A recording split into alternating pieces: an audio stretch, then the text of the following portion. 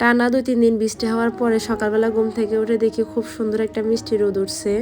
আর রোদ দেখে তো আমি চলে আসছি একদম সোজা ছাদের উপরে, যেন আগের কাপড় চোপড়গুলো যেন নেড়ে দিই, যেন তাড়াতাড়ি শুকিয়ে যায়। এই 3-4 দিনে বাচ্চাদের অনেক বেশি জামা কাপড় জমে আছে, বিছানার চাদর, বালিশের কভার সব কিছুই জমে আছে। যাদের ছোট বাচ্চা আছে তারা একমাত্র বুঝে যে বৃষ্টি হলে যে কত সমস্যা হয়। তো দেখেন এদিকে খুব সুন্দর একটা রোদ উঠছে।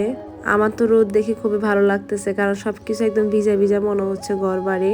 বৃষ্টি আসছে তখন অনেক ভালো লাগছিল যে না, অনেক গরম গরম বৃষ্টি হলে একটু ভালো হয়। আবার যখন বৃষ্টি আসছে তখন চিন্তা করি বৃষ্টি কখন বন্ধ হবে আর ঘর বাড়ি একটু শুকনা শুকনা হবে। আসলে রোদ বৃষ্টি দুইটাই মনে করি প্রয়োজন, বেশি হলেও বৃষ্টি সমস্যা অনেক। তো আমি আগের যে জামা কাপড়গুলো খুব সুন্দর করে ধুয়ে নিচ্ছি। আর এদিকে এই যে আমার মেয়েও জামা কাপড় শুকানোর জন্য দিচ্ছে, ও বলতেছে ও দিবে। তো ও তো কোনো কথা শুনতে রাজি না, ওর মতো করতেছে। তো আমি যে বিছানার চাদরগুলো সব শুকাইতে দিলাম। তো আজকে চিন্তা করলাম কি রান্না করবো সব চিন্তা করছি একদম সোজাসুজি মুরগির মাংস রান্না করে ফেলি। তো এখানে মুরগির মাংস রান্না করার জন্য কিছু আলু কেটে নিচ্ছি আর পেঁয়াজ কেটে নিলাম। পেঁয়াজ কাটতে গিয়ে তো আমার চোখ দিয়ে একদম পানি বের হয়ে গেছে, কার কার এমন অবশ্যই জানাবা। আমরা যেহেতু বাসার মধ্যে 3 জন মানুষ, তো এখন আমি সোজাসুজিভাবে বাচ্চাদের জন্য একদম মুরগির মাংস রান্না করে ফেলবো। আর আমার মেয়েরা কিন্তু অনেক পছন্দ করে মুরগির মাংস, ছেলেও পছন্দ করে। আর ব্রয়লার মুরগিটা কিন্তু বাচ্চারা খুব ভালো খেতে পারে। আজকে অন্য কোনো তরকারি রান্না করব না, কারণ বেশি তরকারি রান্না করলে খাওয়া যায় না। তা আমি এখানে যে হলুদ মরিচ দিয়ে ব্রয়লার মুরগিটা মেখে নিচ্ছি পরিমাণ মতো। তারপর এগুলাকে তেলে ভেজে নিব, ভেজে নেওয়ার পরে রান্না বসিয়ে দিব।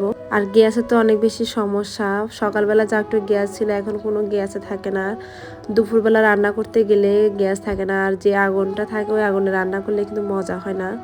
এই জন্য আমি ইলেকট্রিক চুলায় রান্না করি। তা আমি এই যে মুরগি মাংসগুলোকে উল্টি পিল্টি ভাজি করে নিলাম।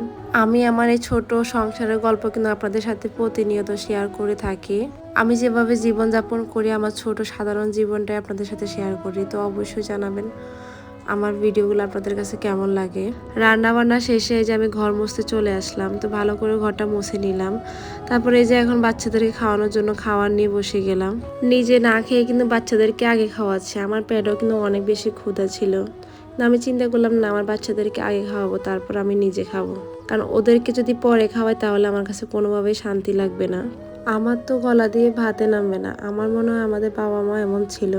মা হওয়ার পরে বুঝতে পারছি মা এই যে আমাদের জন্য কত কষ্টই না করছে।